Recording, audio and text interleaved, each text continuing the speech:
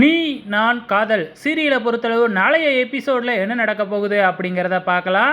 ஒரு வழியாக அபிக்கும் ராகவுக்கும் கல்யாணம் நடந்து முடிஞ்சிடுச்சு. 2 பேருக்குமே விருப்பமே இல்லைனாலும் கல்யாணம் நடந்து முடிஞ்சிடுச்சு.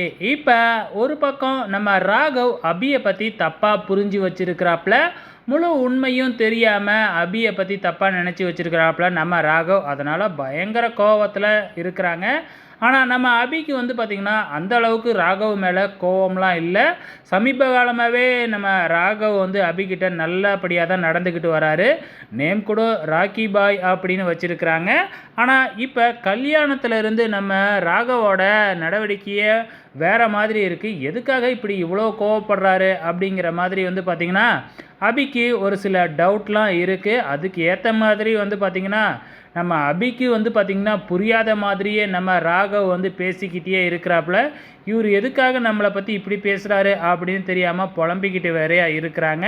இதுக்கு காரணம் அபிக்கு பார்த்திங்கன்னா முரளியை பற்றின உண்மை தெரியல இல்லையா. எப்போ தெரிய வருதோ அப்போ தான் அபிக்கே புரிய வரப்போகுது.